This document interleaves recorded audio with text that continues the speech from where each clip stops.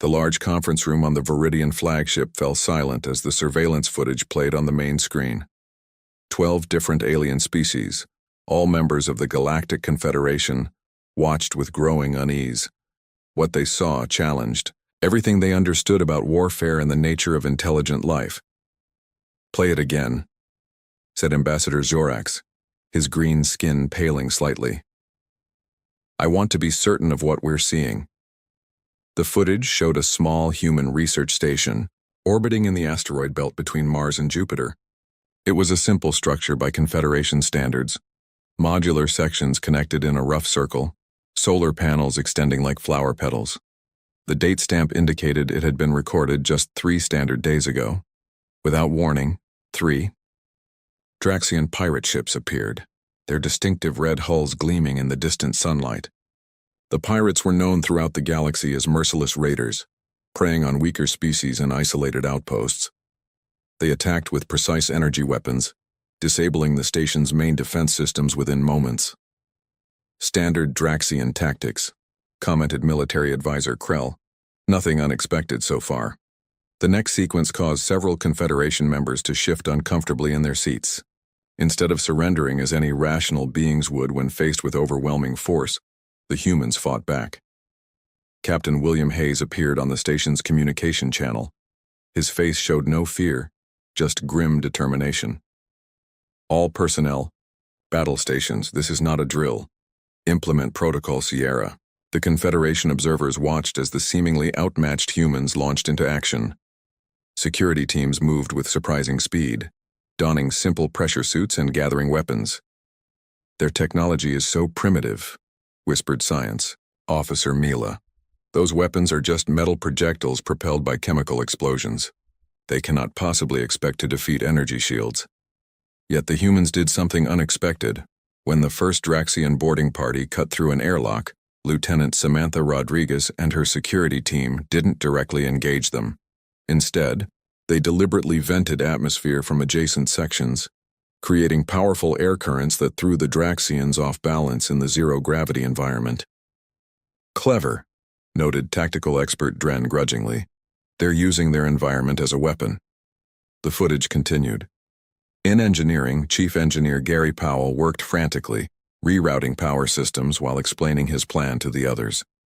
"If we can overload the electromagnetic pulse generators and trigger them simultaneously, we might disable their ship systems temporarily." "But that will damage our own systems too," protested his assistant. Powell nodded grimly. "Better damaged than dead." Ambassador Zorax paused the recording. "Note this behavior. The humans willingly damage their own technology as a tactical choice. No Confederation species would consider such a trade-off." The footage resumed. Outside the station, a small maintenance craft piloted by Flight Officer Lisa Chen approached one of the Draxian ships from its blind spot. The tiny vessel was never designed for combat, but Chen maneuvered it with extraordinary precision. "What is she doing?" asked one of the younger Confederation observers. "That craft has no weapons." They soon had their answer. Chen positioned her vessel near the Draxian ship's main sensor array and released a cloud of metallic particles, simple maintenance materials repurposed as a weapon. The particles adhered to the sensors, effectively blinding the pirate vessel. In another section of the station, Dr. Frank Morris, the lead researcher, was hurriedly downloading the station's scientific data while instructing his team. "Get to the escape pods. Take the backup drives. If we're captured, remember, give them outdated information. Make them think our technology is even more primitive than it is." The footage shifted to show the station's medical bay, where Dr. Helen Ward treated the wounded while the battle raged. When a section near her position was breached, she calmly moved her patients to safety, using her own body as a shield against debris. "Their disregard for personal safety defies logical analysis," commented psychologist Shintar. "They prioritize group survival over individual survival." The most disturbing footage came next. Station Security Chief John Bennett led a direct boarding action against the smallest Draxian vessel. Armed with their primitive weapons and wearing only basic pressure suits, 6 humans managed to fight their way onto the alien ship. Impossible, muttered several observers simultaneously, but it wasn't impossible. The humans moved with coordination that suggested extensive training for scenarios they had never actually experienced. They used hand signals when radio communication might be detected. They employed simple mechanical traps rather than detectable, electronic ones. When they encountered Draxian resistance, they didn't retreat despite taking casualties. Officer Bennett was struck by an energy blast that severely burned his arm, yet he continued leading his team, applying a simple medical patch and pressing forward. The final moments of the recording showed the humans gaining control of the Draxian vessel's bridge. Rather than killing the pirate captain, Bennett offered terms. Withdraw your remaining ships and we let your crew live. Continue this fight, and none of you will survive. The Draxian captain, clearly shocked by the turn of events, agreed. Ambassador. Jorek stopped the recording. The conference room remained silent for several moments as the implications sank in. This changes our assessment, he finally said. We classified humans as Category 3, primitive beings suitable for eventual resource harvesting. This was clearly an error. Military Advisor Krell nodded slowly. They lack our technology, but their tactical thinking is unsettling. They improvise, adapt sacrifice. They continue fighting when our probability models would indicate surrender as the only logical choice. Most concerning, added psychologist Chintar, is their apparent lack of fear. No, that's not quite right. They feel fear. Their biological signs indicate it. But they act despite their fear. Ambassador Jorax stood up, his tall frame casting a long shadow across the room. We must revise our first contact protocols immediately. If this is how humans respond to a small pirate raid, imagine their response to any perceived threat from the Confederation. The implications hung heavy in the air. The Galactic Confederation had encountered many species across the stars, but none quite like these humans. And this was just one small outpost, whispered Science Officer Mila. There are billions of them on their home planet. The recording had shown only a minor skirmish, but it was enough to send a clear message. Humans were not to be underestimated. The real horror for the watching aliens was not what they had seen, but what it suggested about human potential, if fully mobilized for war. Contact Earth's United Nations immediately, ordered Ambassador Zorax. We need to accelerate diplomatic relations. These humans must be allies, not enemies. 3 days after the attack on the research station, the Galactic Confederation observation post orbiting Jupiter received an urgent transmission from their homeworld. Ambassador Zorax studied the message with growing concern before addressing the crew gathered in the command center. The Draxian Horde has taken our analysis of human combat capabilities as a challenge, he said, his normally smooth voice rough with worry. They are planning a larger attack on the human lunar colony. Their high commander believes the previous encounter was merely luck. Science Officer Mila shook her head, causing her sensory tendrils to wave gently. That is a dangerous miscalculation. What we observed was not luck. It was adaptability.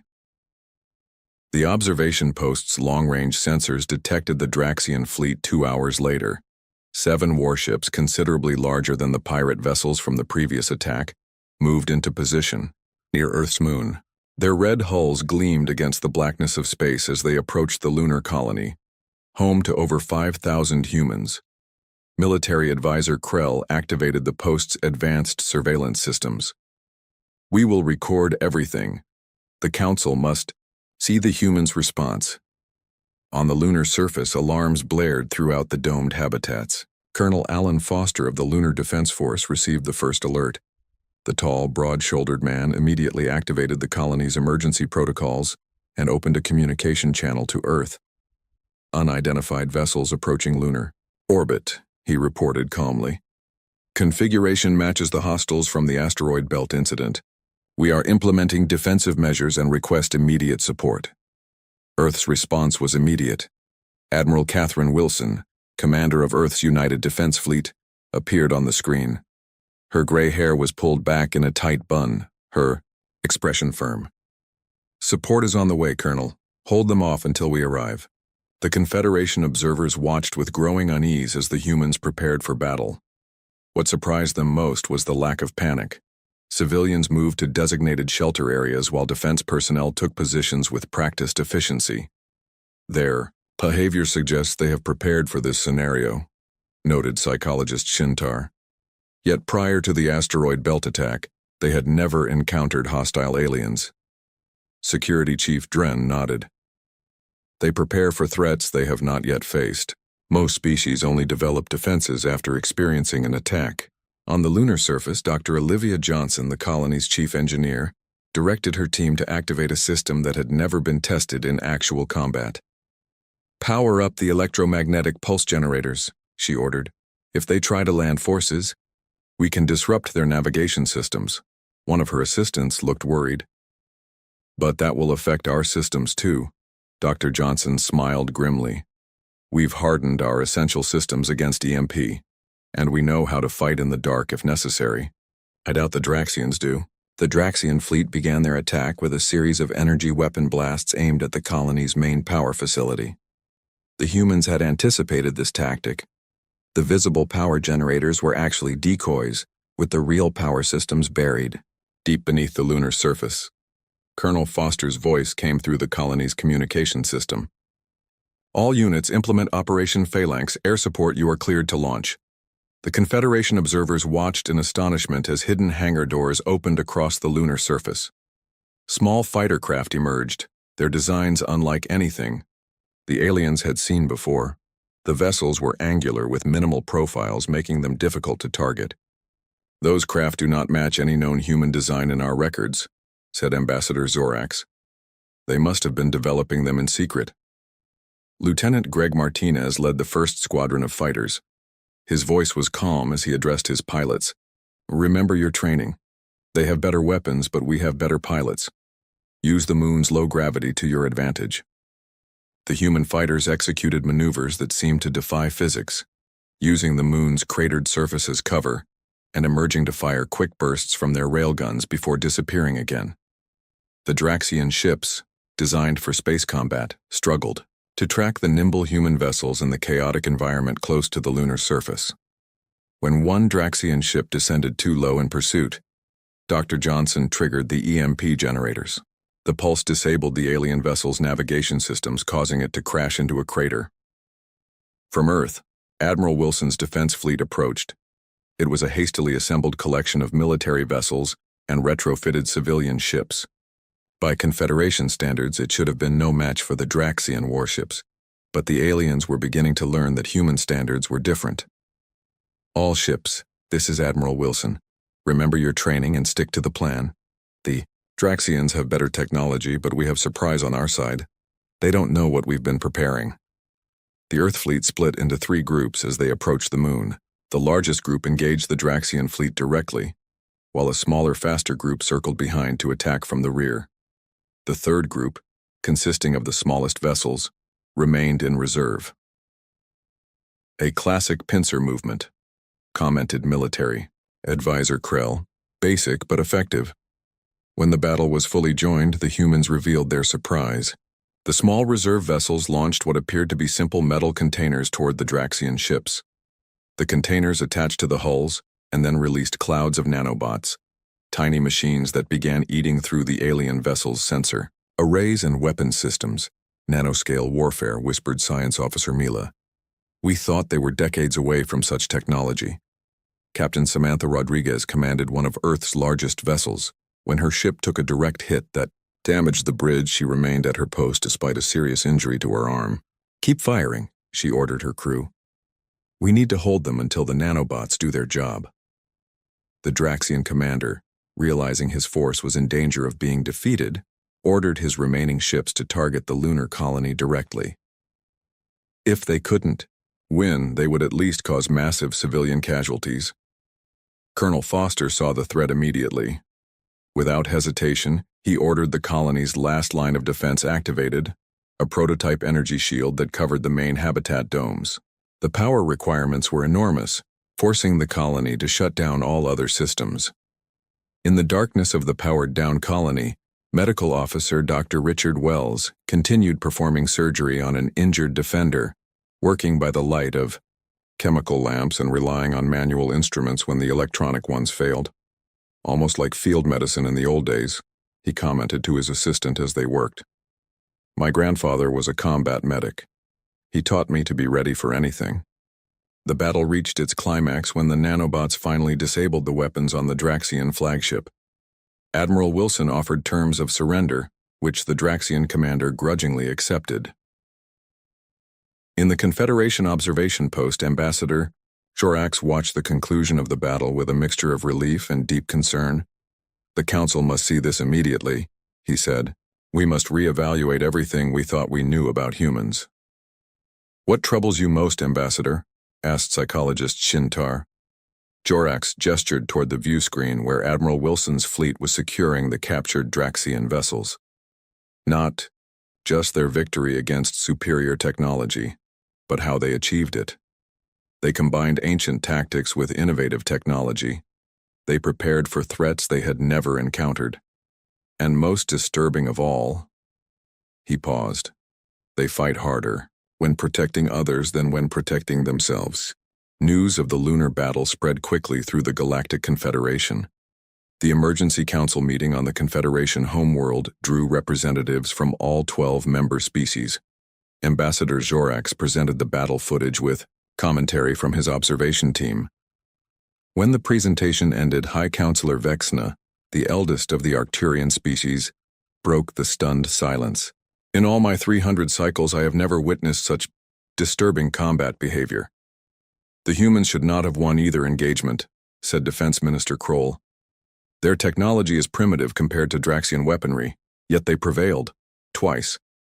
Tactical analyst Pell brought up a holographic display showing human battle formations. They use strategies developed for their ancient ocean warfare. They adapt old ideas to new environments instead of developing proper space combat doctrine. Ambassador Jorax nodded. "And that is precisely why they are dangerous. They think differently than we do. They do not follow expected patterns." While the Confederation Council debated, the Draxian horde was planning its revenge. High Commander Krex addressed his war council aboard their massive flagship. His red scales flushed darker with anger as he spoke. "Twice we have been humiliated by these primitive beings," he growled. "No more testing, no more small engagements. We will launch a full attack on their homeworld. The humans will learn what it means to challenge the Draxian horde."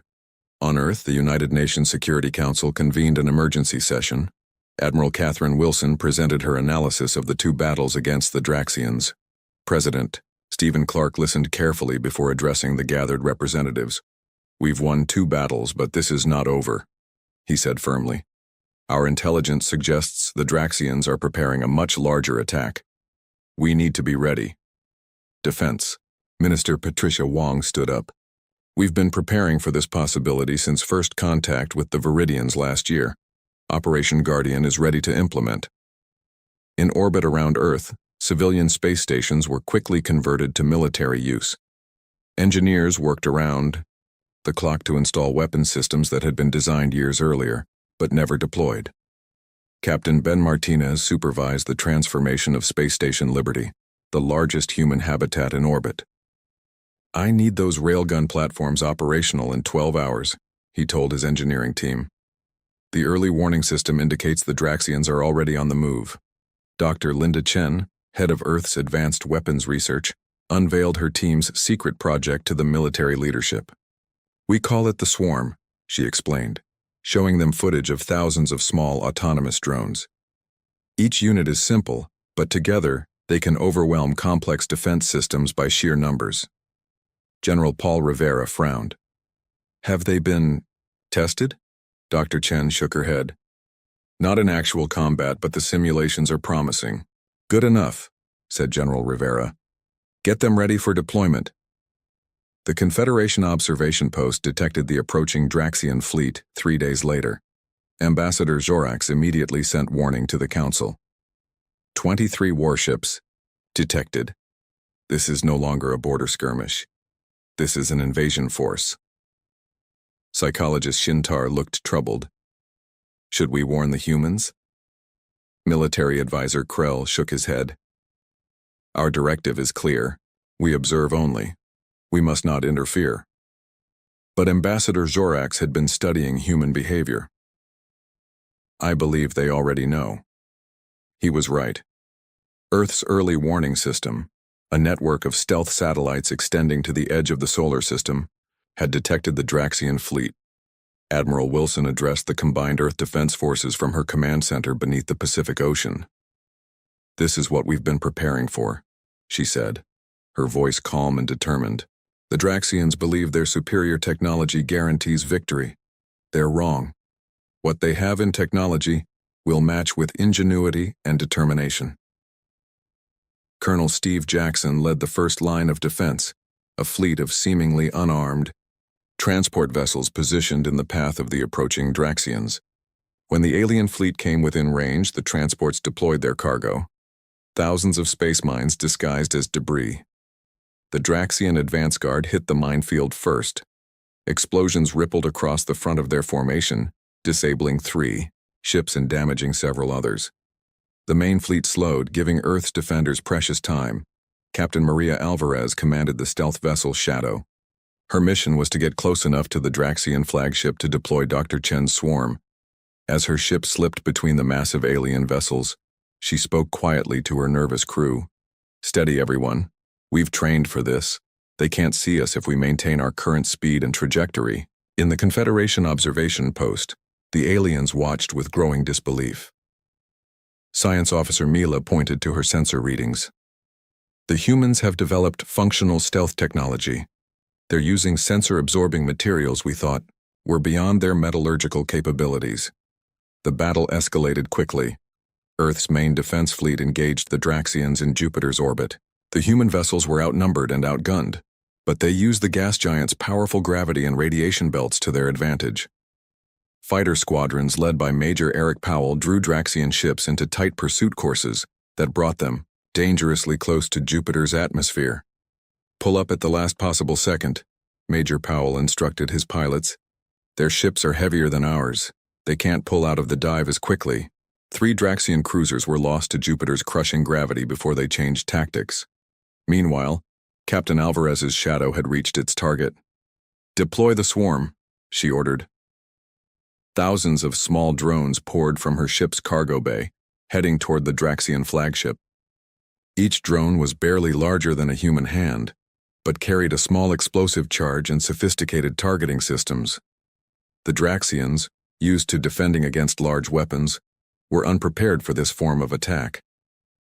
Their point defense systems were overwhelmed by the sheer number of tiny targets. The drones penetrated the flagship's outer defenses and targeted its sensor arrays, weapon systems, and engine controls. High Commander Krex roared in anger as his bridge displays went dark. What is happening? Some kind of small attack drones, reported his second-in-command. They're everywhere. Our systems are failing. In the Confederation observation post, the aliens watched the innovative attack with a mixture of horror and fascination. Military advisor Krell shook his head in disbelief. They're using a biological model for warfare, he said. Like insect swarms from their planet. No civilized species would consider such a tactic. It's primitive. Yet effective, noted Ambassador Zorax. The tide of battle turned as the crippled Draxian flagship lost coordination with the rest of the fleet. Admiral Wilson seized the opportunity, ordering her reserve forces into action. The Earth fleet executed a complex maneuver, encircling a portion of the disorganized Draxian forces and forcing their surrender.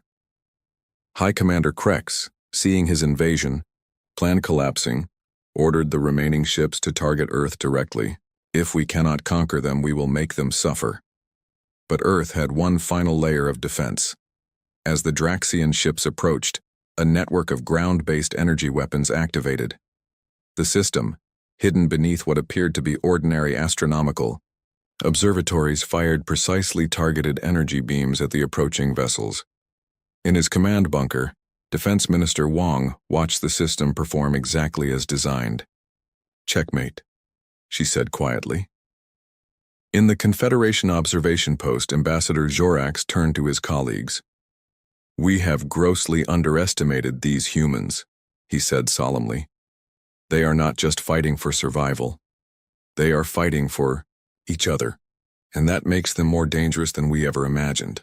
The aftermath of the failed Draxian invasion brought a tense quiet to the solar system. Earth's defense forces remained on high alert as they secured captured alien vessels and tended to the wounded. In orbit, repair crews worked to fix damaged stations and ships. On the ground, people celebrated their victory, but government and military leaders knew the danger was far from over.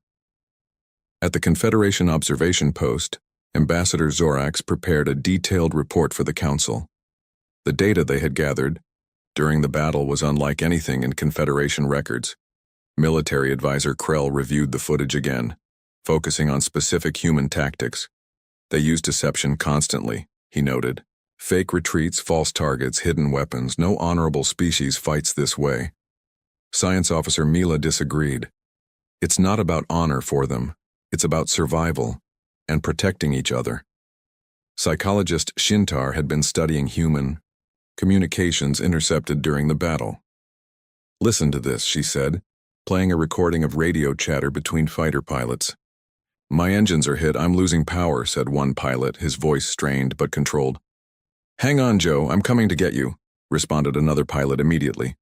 "Negative, Sam. Too risky. Complete the mission." "Not leaving you out here, buddy." "Squadron, cover me. I'm going in." Shintar stopped the recording. This pattern repeats throughout their communications. They risk mission success to save individuals. It defies rational combat logic. On Earth, Admiral Wilson met with her command staff to assess the situation. The room was filled with tired but determined officers. Maps and tactical displays covered the walls, showing the positions of remaining Draxian forces and Earth's defenses. "The invasion has been repelled, but we're not safe yet," she said. 17 Draxian ships escaped. Intelligence suggests they're regrouping at a base beyond Neptune. Colonel Jack Rivera, head of military intelligence, brought up new satellite images. "We've identified unusual energy signatures. They appear to be calling for reinforcements." Admiral Wilson's expression hardened. "Then we can't wait for them to attack again. We need to take the fight to them." Defense Minister Wong looked concerned. "Our ships took heavy damage. We need time to repair and regroup." "Time is what we don't have," Admiral Wilson replied. "If we let them gather their forces, the next attack will be overwhelming." President Clark listened to the debate before making his decision. "Admiral, prepare an offensive operation. We need to strike before they recover." In the captured Draxian flagship, now docked at Earth's largest orbital station, Dr. Linda Chen led a team studying alien technology. The ship's vast command center was filled with human engineers and scientists carefully examining every system. "Their weapons are at least 50 years ahead of ours," Dr. Chen reported to General Scott Baker. "But their computer systems are vulnerable to certain types of electronic attacks. They never developed proper security protocols." General Baker nodded. "Can we use that?" "Absolutely," Dr. Chen replied, her eyes bright with excitement despite her exhaustion. "We're developing a virus that can disable their navigation systems. If we can deploy it before they launch another attack."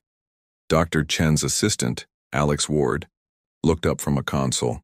"We've cracked their communication codes. We can listen to everything they say and they won't know it." In their hidden base beyond Neptune, the Draxian survivors licked their wounds. Sub-Commander Vrak, now in charge after High Commander Krex's capture, addressed his captains. "Our forces are coming," he assured them. 3 battle fleets will arrive within 7 rotations. Then we will crush these humans and avenge our defeat. What the Draxians didn't know was that every word was being monitored by Earth's intelligence services. Colonel Rivera played the intercepted communications for the military council. 7 rotations gives us about 10 days, he explained. Not much time to prepare. Captain Maria Alvarez, whose stealth ship had played a crucial role in the previous battle, proposed a daring plan. "We don't need to wait for their reinforcements to arrive. My ship can deliver a small strike team to their base. We can deploy Dr. Chen's virus directly into their communication network." Admiral Wilson considered the plan. "It's risky, If you're detected, there's no chance of rescue that far out. Captain Alvarez stood tall. We understand the risks, Admiral. We volunteer. The Confederation observers detected unusual activity. As Earth prepared its counterstrike, Ambassador Zorax watched with growing alarm as a single human vessel slipped away from Earth's defensive perimeter and headed toward the outer solar system. They're not waiting to be attacked again. He realized. They're taking the offensive. Military advisor Krell studied the ship's profile. That's their stealth vessel. A single ship against the remaining Draxian force? That's suicide. Perhaps, said Ambassador Zorax. Or perhaps it's something we don't understand yet. The shadow moved through space like a ghost, its advanced stealth systems hiding it from Draxian sensors. Captain Alvarez and her crew maintained strict silence as they approached the enemy base. With her was a small team of specialists led by Lieutenant Peter Russell, an expert in electronic warfare. We'll have one chance at this, Lieutenant Russell told his team as they prepared their equipment. Once we deploy the virus, we'll have 3 minutes to get back to the ship before they detect us. The Draxian base, constructed from the remains of several damaged ships, orbited a small moon. Security was minimal. The Draxians believed themselves safely hidden and were focusing their resources on repairs. This overconfidence would be their undoing. The shadow approached the base from the dark side of the moon, using its natural cover. Once in position, Captain Alvarez gave a simple order. Launch the insertion team. Lieutenant Russell and 3 specialists left the ship in small one-person pods designed for absolute stealth. They navigated to a maintenance airlock on the outer ring of the Draxian base. Using tools reverse-engineered from captured Draxian technology, they bypassed the security systems and entered the base undetected. In the Confederation observation post, the aliens watched with astonishment. Science Officer Mila could barely believe what she was seeing. They sent 4 individuals against an entire base? The probability of success is virtually 0. Inside the base, Lieutenant Russell's team moved with practiced precision. They located a central computer node and connected Dr. Chen's device, a small innocuous-looking box that immediately began uploading the virus into the Draxian network. 60 seconds, whispered Lieutenant Russell, watching the progress bar on his tablet. A Draxian patrol passed nearby. The humans froze, pressing themselves into shadows. The patrol passed without noticing them. 90 seconds. Lieutenant Russell updated. Almost there. The virus completed its upload. Immediately, Draxian systems throughout the base began to fail. Alarms sounded, but the emergency protocols activated by the virus sent the Draxians to the wrong sections of the base, away from the human infiltrators. Mission accomplished, Lieutenant Russell reported via a secure tight beam transmission. Returning to extraction point, the team made it back to their pods and launched, just as the Draxians realized what had happened. By the time the aliens organized a proper response, the shadow was already gone, slipping away into the vastness of space. In the Confederation observation post, the aliens were silent. Finally, Ambassador Zorax spoke. They sent 4 individuals on what should have been a suicide mission. Those humans knew they might not return, yet they volunteered. I do not understand, admitted military advisor Krell. That, said Ambassador Zorax, is exactly what makes them so dangerous. The virus deployed by Lieutenant Russell's team spread through the Draxian communication network with devastating efficiency. Not only did it cripple the systems at their base beyond Neptune, but it also transmitted false information to the approaching reinforcement fleets. The Draxian battle groups received coordinates that would scatter them across the solar system, making them easy targets for Earth's defense forces. In Earth's military headquarters, Admiral Wilson watched the data feeds. With grim satisfaction, the virus is working. Their fleet is splitting up just as we planned. President Clark studied the tactical display. How long until they realize they've been tricked? A few hours at most, replied Colonel Rivera. But by then it will be too late. We'll be waiting for them. Earth's fleet, bolstered with technology salvaged from captured Draxian vessels, moved into position. Ships that had been damaged in the previous battle were back in service, many with improvised repairs and hastily integrated alien weapons. Captain Ben Martinez, now commanding a hybrid vessel with both human and Draxian technology, addressed his nervous crew. This ship might be a bit of a patchwork, but so is every great innovation in human history. We adapt, we improve, we survive. The first Draxian battle group arrived at the coordinates provided by the virus, expecting to rendezvous with their comrades. Instead, they found Earth's main battle fleet waiting for them. Before they could regroup or retreat, the human ships opened fire with weapons the Draxians didn't expect them to have. Captain Susan Lee commanded the lead attack group. All ships, concentrate fire on their command vessels. Use the new targeting. Data. Their shields are weakest at the junction points. The Draxian ships, confused by the precise attacks targeting vulnerabilities they thought were unknown to humans, attempted to retreat, but the virus had also affected their navigation systems. Several ships collided in the chaos. In the Confederation observation post, the aliens watched the battle unfold with growing concern. Military advisor Krell paced nervously. This is unprecedented. The humans should not have this level of knowledge about Draxian technology. They learn quickly, observed Ambassador Zorax. Too quickly, Science Officer Mila analyzed the battle data. They're not just using Draxian technology, they're improving it. Look here. She pointed to a human ship firing what appeared to be a modified version of a Draxian energy weapon. They've increased the efficiency by 23%. The second and third Draxian battle groups arrived at different points in the solar system, each falling into separate traps. Some encountered minefields placed along their approach vectors. Others faced smaller, faster human attack squadrons that struck quickly and then retreated, drawing the aliens into pursuit courses that led directly into prepared ambushes. Major Eric Powell led one such squadron near the rings of Saturn. Just like we practiced, he told his pilots. Hit and run. Draw them into the ring plane, then break off. The mines will do the rest. The Draxian ships, larger and less maneuverable than the human fighters, struggled to navigate the treacherous environment of ice particles and hidden explosives. 3 cruisers were destroyed before the others recognized the trap. Back on Earth, Dr. Linda Chen monitored the effectiveness of the virus. It's starting to degrade, she reported. Their systems are adapting faster than we anticipated.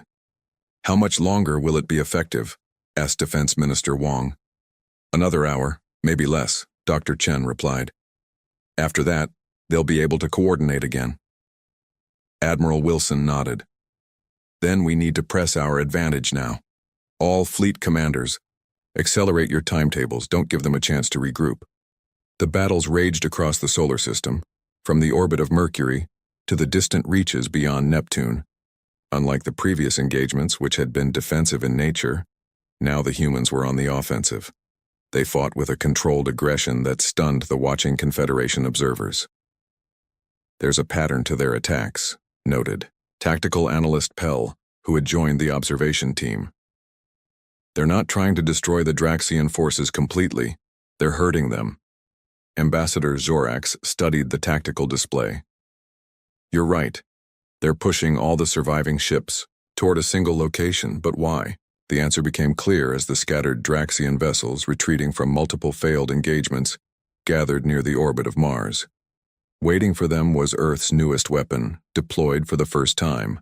6 large space stations, arranged in a hexagonal pattern, activated powerful energy beams that connected to form a containment field.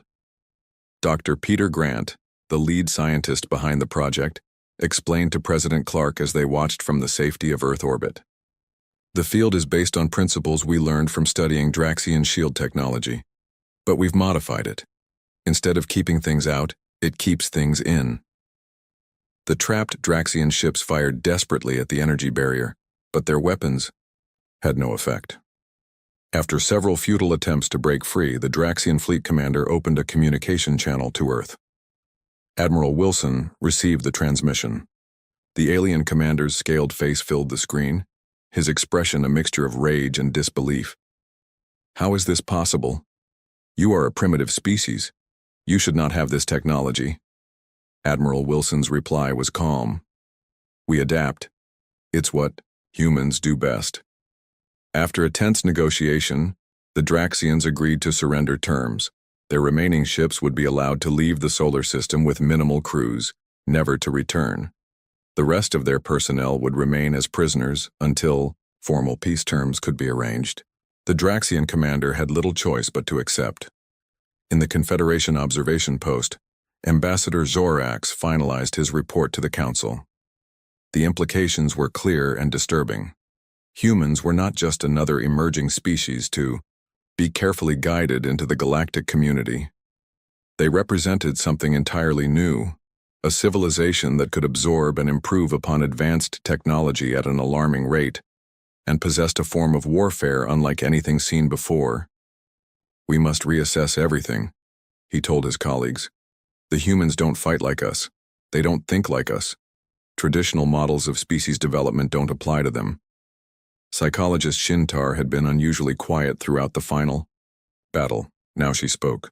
"Do you know what disturbs me most? Not their adaptability or their unusual tactics.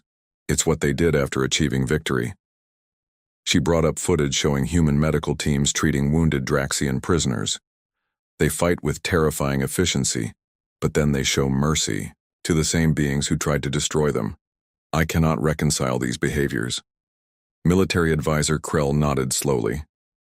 "That is precisely what makes them dangerous." As Earth celebrated its victory, Admiral Wilson stood alone in her office looking out at the night sky.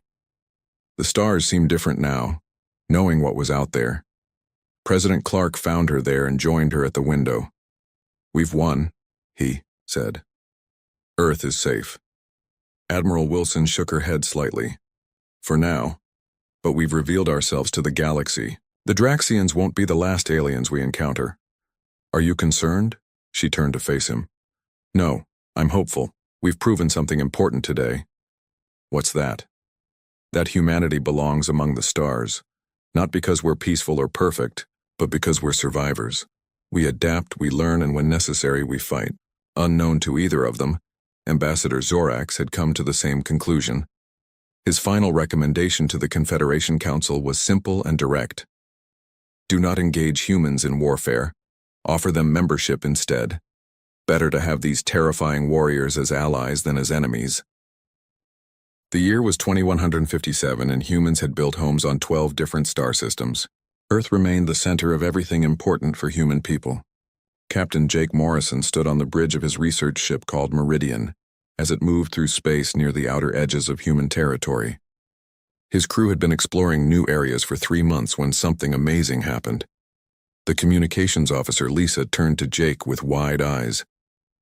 She had detected signals from an unknown source. The signals were not random noise but organized patterns that could only come from intelligent beings. Jake felt his heart beat faster as he realized what this meant. Humans had finally found other intelligent life in the universe.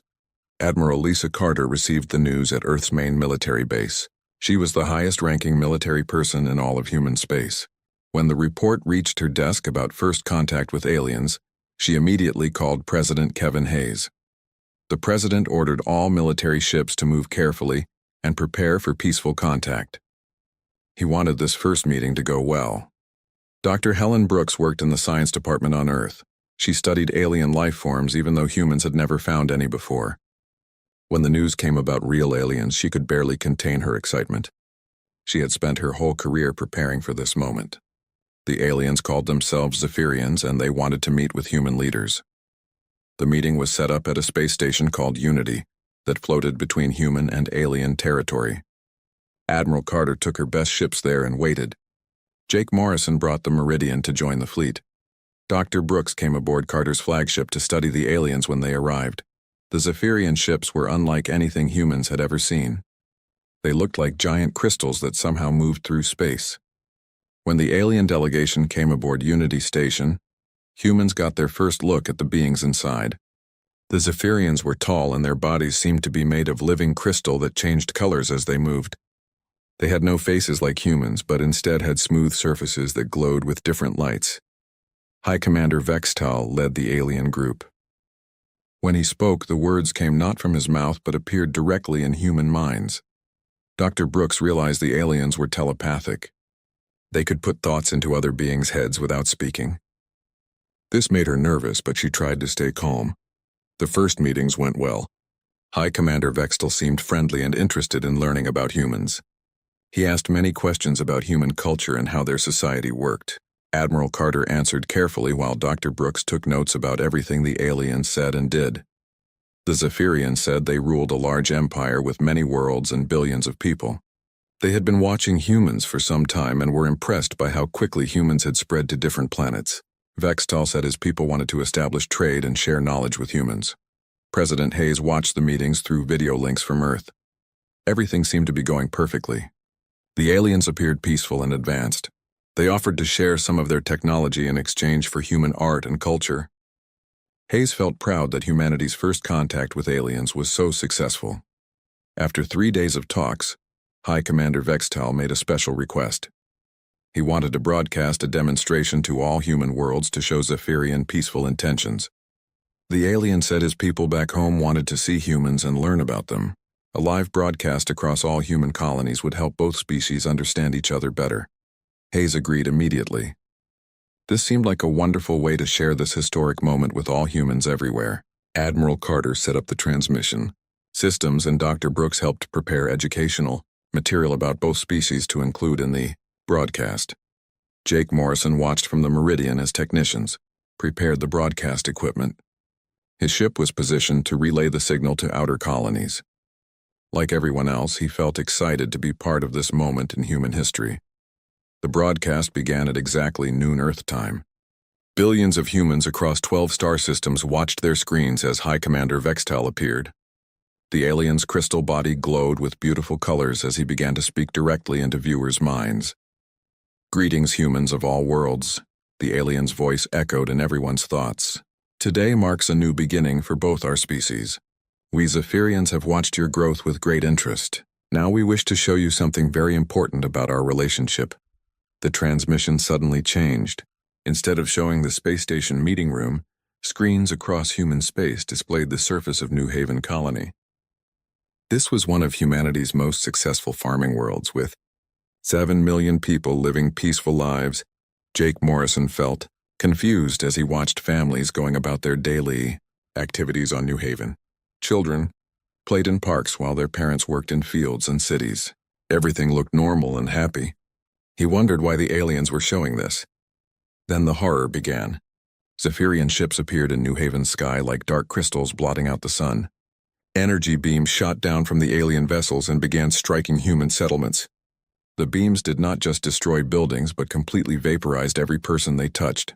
Families running for safety simply vanished as the alien weapons found them. Children screaming for their parents disappeared in flashes of light. Elderly people who could not run fast enough were erased from existence. The Zephyrians were systematically murdering every human on New Haven while broadcasting it live to the entire human species. Dr. Brooks felt sick as she watched the massacre. The aliens were not showing mercy to anyone. They killed babies and grandparents with the same casual efficiency. Worse yet, she could hear the Zephyrians making sounds that seemed like laughter as they committed these murders. Admiral Carter stood frozen as 7 million human lives ended before her eyes. The alien weapons worked methodically across New Haven's surface, ensuring no one survived. Cities burned and forests withered under the energy assault. In less than 6 hours, an entire world full of human life had been exterminated. President Hayes watched in horror from Earth as his people died.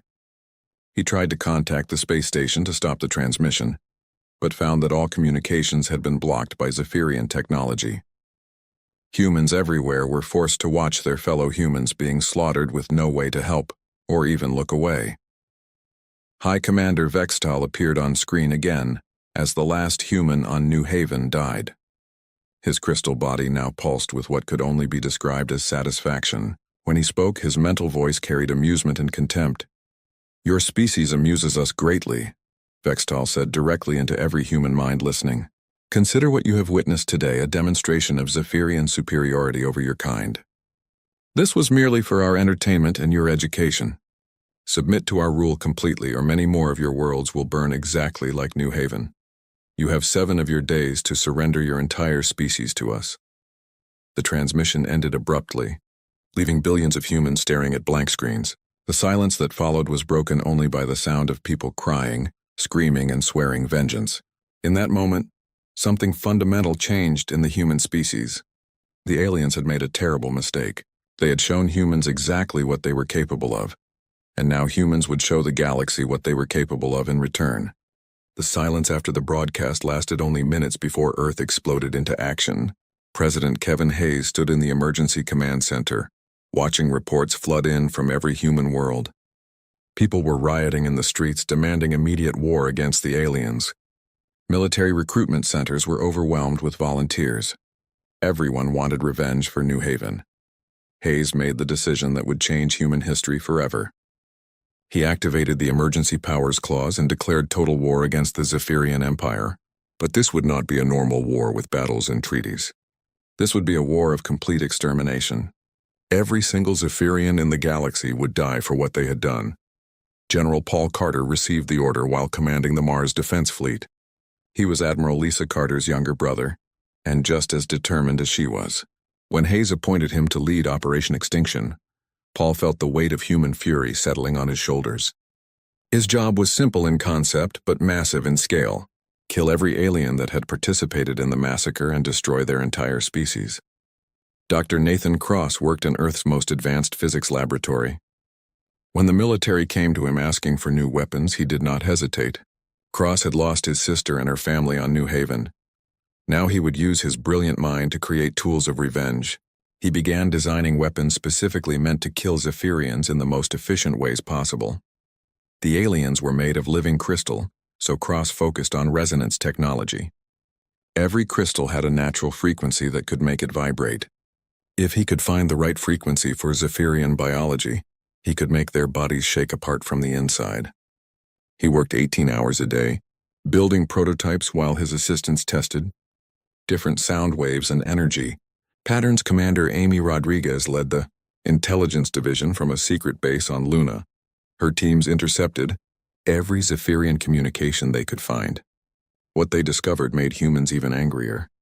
The aliens were still broadcasting the New Haven massacre on their homeworld as entertainment. Millions of Zephyrians watched the human deaths like humans might watch a sporting event. Rodriguez learned that the Zephyrians considered the massacre a form of art. They rated different methods of killing humans and discussed which deaths were most amusing. Some aliens were already planning visits to other human worlds to create new entertainment for their people.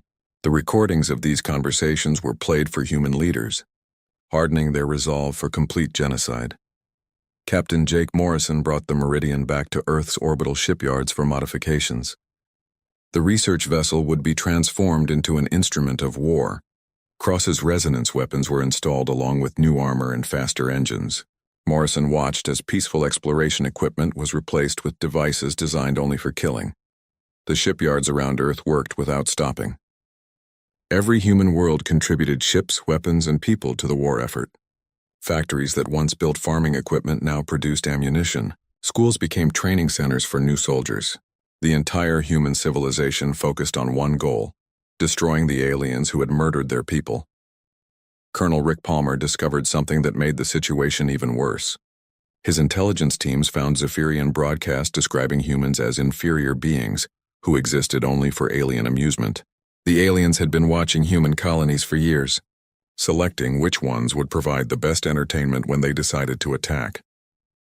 New Haven had been chosen because it had the most children and families. The Zephyrians found it particularly amusing to watch human parents try to protect their offspring before being killed themselves. Palmer shared this information with military commanders, who passed it to their troops. Now every human soldier knew they were fighting beings who enjoyed murdering children.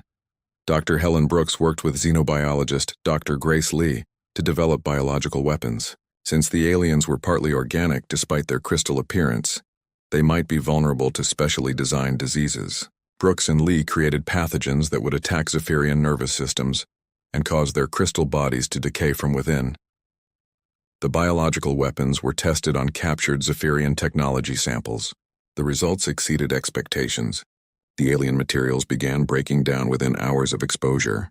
If this worked on living Zephyrians, entire populations could be eliminated quickly and efficiently. Tech specialist Carl Johnson created computer viruses designed to infiltrate Zephyrian technology. The aliens used crystal-based computing systems that were vulnerable to specific types of digital attacks. Johnson's viruses could make alien ships crash, weapons malfunction, and communication systems fail. These cyber weapons would give human forces a major advantage in battle. Admiral Lisa Carter prepared the largest military fleet in human history. Ships came from every human world to join her armada. Merchant vessels were converted to carry troops and supplies. Civilian craft received weapons and armor. Even luxury passenger ships became part of the war machine. Carter's fleet grew to over 3,000 vessels of all sizes. This represented nearly every space-capable ship humans possessed. The Admiral knew this was humanity's chance to prove they could defend themselves. If they failed, other alien species might decide humans were easy targets. The preparation phase took 6 weeks of constant work. During this time, Zephyrian ships approached several other human colonies. Each time, the aliens broadcast their intentions to massacre more humans for entertainment. But now human defense forces were ready. The first test came at Alpha Centauri colony. Zephyrian ships arrived expecting to find defenseless humans. Instead, they met Morrison's modified Meridian and 12 other vessels equipped with Cross's resonance weapons. The battle lasted only minutes before every alien ship was destroyed. The resonance weapons worked perfectly.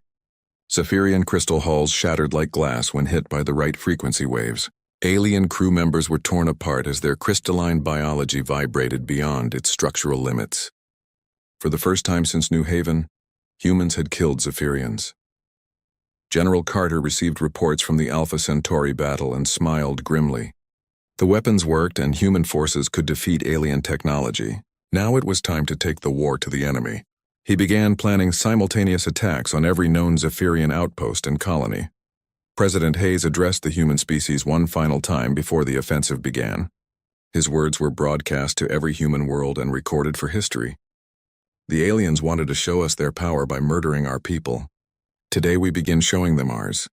We will not stop until every Zephyrian in the galaxy is dead. They chose genocide when they killed New Haven. Now they will receive genocide in return. The message ended with footage of the new human war fleet. Thousands of ships filled with angry humans ready to avenge their dead. Cross's weapons hummed with deadly energy, while Johnson's viruses waited to strike alien computers. Brooks and Lee's biological agents sat ready to poison entire Zephyrian worlds. Admiral Carter gave the order that started humanity's war of extermination. All ships begin Operation Extinction. Show no mercy because they showed none to us. Every alien dies today or we keep fighting until they do. The largest military force humans had ever assembled moved toward Zephyrian space carrying death for an entire species. The first strikes against Zephyrian targets began at exactly midnight Earth time. Captain Jake Morrison led 12 ships toward a Zephyrian listening post in the Kepler system. His modified Meridian carried the most advanced resonance weapons Dr. Cross had created. Morrison felt cold satisfaction as he prepared to test these weapons on living aliens. The Zephyrian listening post was a massive crystal structure floating in space near Kepler's 4th planet. It looked beautiful with its glowing surfaces and elegant curves, but Morrison knew it was filled with the same creatures who had laughed while murdering human children. He gave the order to attack without any attempt at communication. Cross's resonance weapons fired invisible waves of energy at specific frequencies. The crystal structure began vibrating as the waves hit it. Morrison watched through his ship's cameras as the alien station started shaking apart. Pieces of crystal broke off and floated away while the main structure cracked like glass. The Zephyrians inside tried to escape in small ships, but Morrison's fleet was ready. Every alien vessel that launched was immediately targeted by resonance beams. The ships shattered in seconds, killing their crews instantly. Morrison felt nothing but satisfaction as he watched the aliens die. The resonance weapons worked better than anyone had hoped. The alien shields that had seemed so powerful during the New Haven massacre were useless against frequency attacks. Crystal technology that looked advanced was actually fragile when hit with the right kind of energy. In 30 minutes, every Zephyrian at the listening post was dead. Lieutenant Colonel Sandra White commanded ground forces attacking a Zephyrian mining colony on a planet called Zerthon. Her Marines landed in dropships equipped with sonic weapons and grenades designed to disrupt crystalline structures. White had lost her husband and 2 children on New Haven, and now she would make the aliens pay. The mining colony had about 5,000 Zephyrian workers and 1,000 guards. White's force numbered only 800 Marines, but they had superior weapons and unlimited hatred. The colonel divided her troops into hunting teams and sent them into the crystal tunnels where the aliens lived and worked. The sonic weapons were devastating against Zephyrian biology. When Marines fired them at aliens, the creatures' crystal bodies began cracking and breaking apart. The aliens screamed in their telepathic voices, filling the minds of nearby humans with their pain and terror. White ordered her Marines to ignore the mental noise and keep killing.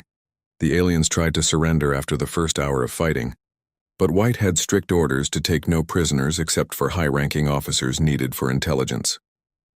Every worker and guard on Zerthon would die. The Marines moved systematically through the tunnels, using their weapons to hunt down every alien they could find. The Zephyrians fought desperately to defend their mining equipment and living areas. Their energy weapons could kill humans instantly, but they had trouble hitting fast-moving targets in the narrow tunnels. White's Marines used guerrilla tactics, striking quickly, and then moving to new positions before the aliens could respond effectively. Dr. Helen Brooks and Dr. Grace Lee deployed their biological weapon on a Zephyrian research station called Mordeth. The pathogen was delivered through the station's air recycling system by a small stealth drone. Once inside, the biological agent began spreading through the telepathic network that connected all Zephyrians on the station. The weapon worked exactly as designed. The pathogen attacked the neural crystalline matrices that allowed Zephyrians to think and communicate. Within hours, aliens throughout the station began losing their ability to control their bodies. Their crystal forms started turning black as the infection spread through their nervous systems. Brooks watched through remote cameras as the aliens died in agony. Their telepathic screams of pain were so intense that they overloaded the station's communication equipment. The doctor felt no sympathy as she observed their suffering. These were the same creatures who had found entertainment in human deaths. The biological weapon spread faster than expected because of the aliens' telepathic connections. Every Zephyrian who tried to help an infected colleague became infected themselves. In 3 days, the entire population of Mordeth was dead. Their crystal bodies crumbled to black dust.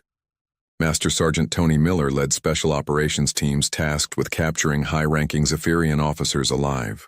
These prisoners were needed for interrogation to learn about alien military plans and population centers. Miller's teams used non-lethal sonic weapons to disable alien commanders without killing them. The captured aliens were taken to secret facilities where Dr. Elena Foster conducted interrogations. Foster was a specialist in alien psychology who had studied Zephyrian behavior patterns since first contact. She used a combination of sonic torture and telepathic disruption to break down alien resistance. The interrogations revealed valuable intelligence about Zephyrian society and military structure. The aliens had a rigid hierarchy with specific ranks and responsibilities. More importantly, Foster learned the locations of major Zephyrian population centers and military installations scattered across dozens of star systems. The prisoners also revealed that the New Haven massacre had been planned for months as a form of entertainment. The Zephyrian leadership had selected human colonies based on which ones would provide the most amusing deaths when attacked. This information was shared with human military commanders, further strengthening their resolve for total extermination. After 1 week of initial attacks, the Zephyrian Empire attempted to open diplomatic communications with Earth. High Commander Vextal himself sent a message offering to negotiate compensation for the New Haven massacre and establish peaceful relations between the species. President Hayes received the alien communication while meeting with his military advisors. The Zephyrian leader's telepathic voice seemed less confident than during the original broadcast. Vextal offered to pay humans with advanced technology and rare materials in exchange for ending the attacks on Zephyrian facilities. Hayes recorded his response in the same room where he had watched 7 million humans die. His words were broadcast not only to the Zephyrian Empire, but to every alien civilization that might be listening to galactic communications. The president wanted all species to understand humanity's position clearly. The time for negotiation ended when you murdered our people for entertainment, Hayes said directly into the camera. You chose to show us what your species is capable of when you broadcast the deaths of innocents. Now we are showing the galaxy what humans are capable of when our families are threatened. Your species chose extinction when you killed New Haven. We are simply the instrument delivering that choice. The message continued with footage of destroyed Zephyrian facilities and dead alien bodies. Hayes wanted other species to see that humans could back up their threats with effective action. Any alien civilization considering attacks on human colonies would now know the consequences. The response to Hayes's message was immediate. Zephyrian military forces began mobilizing for war while other alien species started withdrawing from areas near human space. The galaxy was learning that humans were not the weak, peaceful species many had assumed them to be. Morrison received new orders to prepare for larger operations against major Zephyrian targets. The initial strikes had been successful beyond expectations, proving that human weapons could defeat alien technology. Now it was time to escalate the war and begin attacking Zephyrian worlds with significant populations. The intelligence gathered from captured Zephyrians gave humans everything they needed for the next phase of their war. General Paul Carter studied the star map showing 12 major Zephyrian worlds scattered across different systems. Each world held millions of aliens who had cheered while watching human families die. Now those same worlds would burn. Admiral Lisa Carter commanded the largest fleet humanity had ever assembled for the assault on Kethmore, the heavily fortified military world that served as the Zephyrian Empire's main defense headquarters. 200 human ships waited at the edge of the system, while smaller scout vessels reported on alien defenses. The enemy had over 1,000 ships protecting their most important military installation. Captain Jake Morrison had been promoted to admiral after his successful raids on Zephyrian outposts. He now commanded the Vanguard Assault Force with his flagship Meridian, leading 30 of humanity's most advanced warships. Morrison felt the weight of human expectations as he prepared to test their forces against the aliens' strongest defenses. Dr. Nathan Cross's latest weapons filled the human ships with deadly potential. His resonance cannons could now fire concentrated frequency beams across vast distances, capable of shattering entire Zephyrian vessels with single shots. Quantum torpedoes carried warheads that would disrupt alien crystal technology on contact. Most importantly, programmer Alex Turner had created artificial intelligence viruses that could infect and destroy Zephyrian computer systems. The attack on Kethmore began with Turner's cyber weapons. Invisible data streams reached out from human ships and penetrated Zephyrian communication networks. Within minutes, alien coordination began breaking down as their computers turned against them. Ships lost navigation control while defense platforms stopped responding to commands. Morrison led the first wave of attackers, as Zephyrian ships tried desperately to organize a defense. The aliens had superior numbers, but their technology was failing them. Resonance cannons tore through crystal hulls that had seemed invincible during the New Haven massacre. Quantum torpedoes caused alien vessels to simply disintegrate when they exploded. The space battle around Kethmore became the largest in galactic history. Admiral Carter's main fleet joined Morrison's Vanguard as more Zephyrian ships arrived from other systems. Energy beams and missile salvos filled the void between planets while crystal fragments from destroyed alien vessels created deadly debris fields. Human ships moved in coordinated formations that the Zephyrians could not counter. Every human captain knew that failure meant more human worlds would suffer, the same fate as New Haven. They fought with desperate determination, while their enemies struggled with malfunctioning equipment and disrupted communications. The turning point came when Turner's viruses reached the main Zephyrian command ship. The massive crystal dreadnought suddenly stopped firing and began drifting helplessly through space. Its weapons systems had been completely taken over by human artificial intelligence, programs that turned the ship's own guns against other Zephyrian vessels. Colonel Rick Palmer coordinated ground invasions across multiple Zephyrian planets while the space battle raged around Kethmore. His target was Vex Prima, the cultural homeworld where billions of Zephyrians lived in crystal cities. Palmer commanded 500,000 human soldiers equipped with the most advanced weapons Earth could provide. The invasion of Vex Prima began with orbital bombardment using Cross's planetary resonance generators. These massive weapons could make entire crystal structures vibrate at lethal frequencies from space. Zephyrian cities began cracking and collapsing as the resonance waves swept across the planet's surface. Palmer's soldiers landed in dropships while the bombardment continued. They found a world in chaos as surviving Zephyrians fled from their destroyed homes. The humans showed no mercy to military or civilian targets. Every alien they encountered was killed, immediately using sonic weapons and crystalline disruption. Grenades. Dr. Elena Foster's psychological warfare broadcast preceded each assault on Zephyrian positions. Speakers mounted on human vehicles played the recorded death screams of previously eliminated Zephyrian populations. The telepathic aliens could not block out these sounds, which drove many of them into panic and confusion. The Zephyrians tried desperately to use their own civilians as human shields when they realized their military forces were being destroyed. They broadcast images of their young and elderly, begging humans to show mercy and spare innocent lives. These broadcasts were analyzed by Dr. Helen Brooks and her xenobiology team. Brooks discovered that the apparent Zephyrian children and elderly were actually artificially created beings designed to manipulate the emotions of other species. The aliens had no natural reproduction cycle, but instead grew specialized individuals in crystal matrices to serve specific purposes. Even their civilians were tools of deception. This revelation was shared with all human forces, eliminating any remaining sympathy for the enemy. Palmer's soldiers increased their killing efficiency as they realized every Zephyrian they encountered was part of the same system that had murdered human families for entertainment. As Zephyrian resistance crumbled across multiple worlds, scattered alien fleets attempted to flee toward unknown regions of space.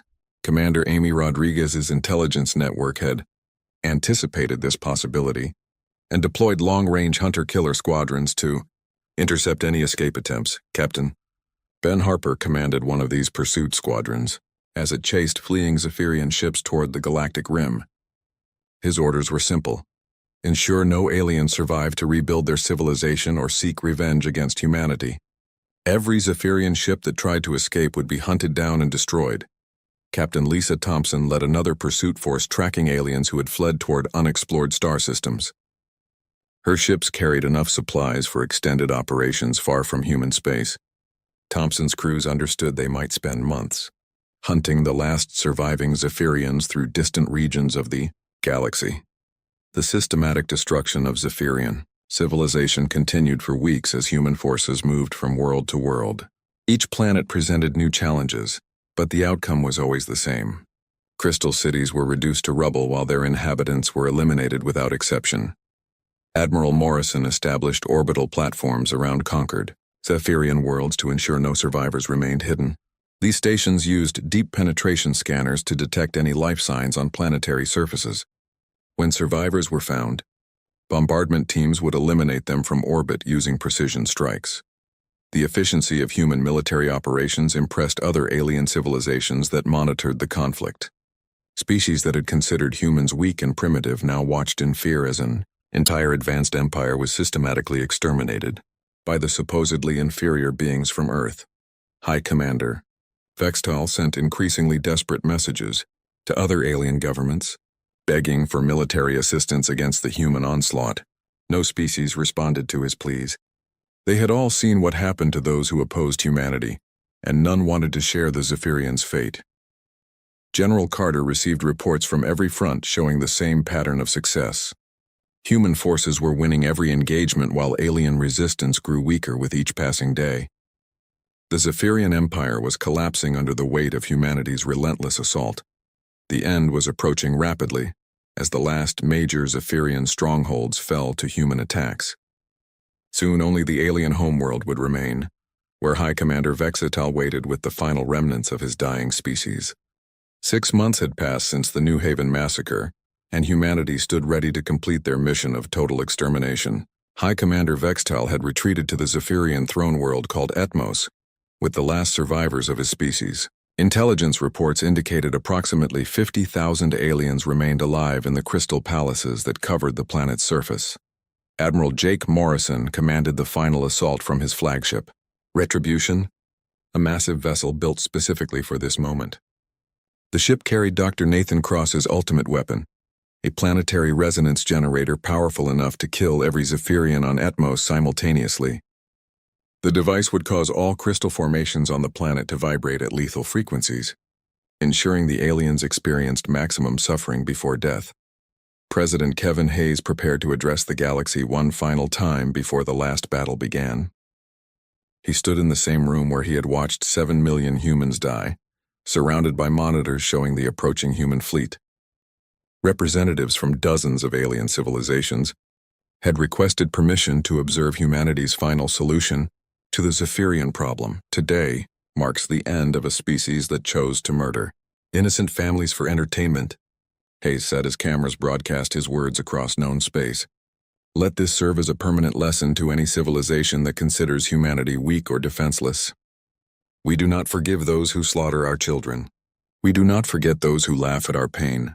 We do not show mercy to those who show none to us. The transmission included footage of destroyed Zephyrian worlds and the bodies of dead aliens floating in space. Hayes wanted every species in the galaxy to understand what happened to those who threatened human families. Other civilizations that had been planning aggressive actions against human colonies quietly abandoned those plans after seeing the broadcast. Morrison's fleet approached Atmos slowly, savoring this final moment of their campaign. The planet was beautiful with its towering crystal spires and glowing cities, but the Admiral felt no sympathy for its inhabitants. These were the same beings who had cheered while watching human children die. Their beauty meant nothing compared to their evil.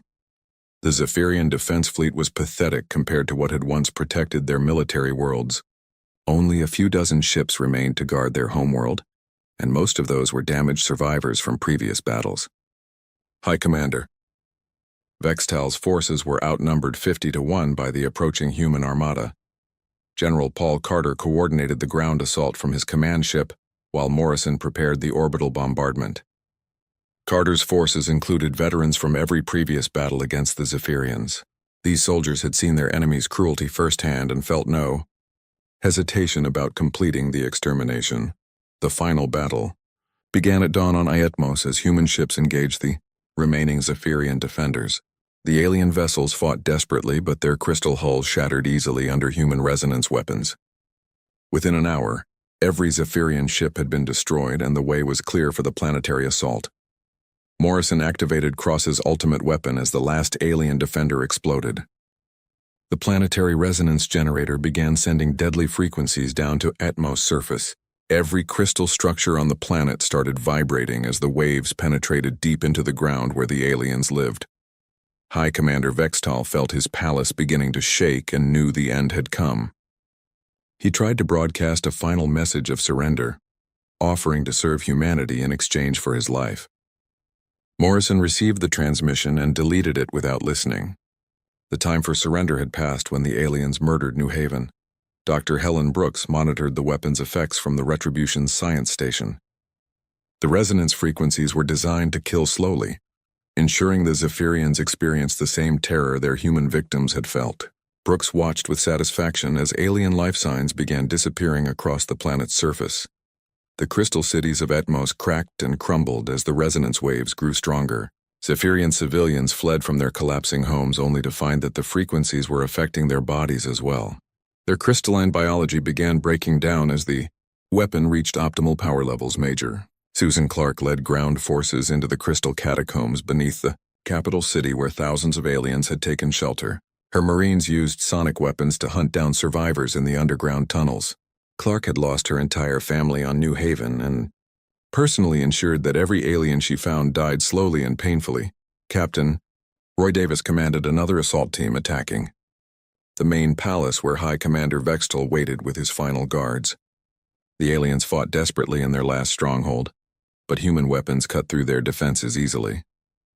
Davis's soldiers showed no mercy as they cleared room after room of crystal chambers. The hunting continued for 18 hours as human forces systematically eliminated every Zephyrian on Atmos. Dr. Brooks used her knowledge of alien biology to ensure that High Commander Vextal died last, subjected to the same terror his species had inflicted on human families. The alien leader's telepathic screams of agony were recorded for historical purposes. Morrison stood on the Retribution's bridge watching the final moments of the Zephyrian species. The last life signs on his sensors flickered and went dark as the resonance weapon completed its work. Every crystal on the planet had been reduced to dust along with the beings who had lived inside them. The Zephyrian Empire is extinct, Morrison broadcast to the human fleet and the listening galaxy. Justice for New Haven is complete. His transmission included footage of the dead planet and the ceremonial destruction of Zephyrian artwork and cultural artifacts that had been recovered from other worlds. The celebration across human space was immediate and overwhelming. Billions of people who had watched their fellow humans die now cheered as their killers were completely eliminated. Memorial services were held on every human world to honor the 7 million victims whose deaths had been avenged. 1 year later, humanity had become the galaxy's dominant military power. The complete and systematic destruction of an entire advanced species served as both warning and demonstration of human capabilities when their families were threatened. Other alien civilizations began approaching Earth with treaties of friendship and non-aggression. Having witnessed what happened to those who harmed humanity, Dr. Cross's research into captured Zephyrian technology advanced human science by centuries, while Dr. Brooks's biological warfare programs provided defenses against future alien threats. The weapons developed during the extermination campaign made human forces superior to any potential enemy in known space.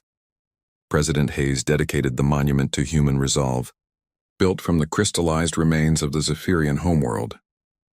His words at the ceremony were broadcast across human space and recorded for future generations.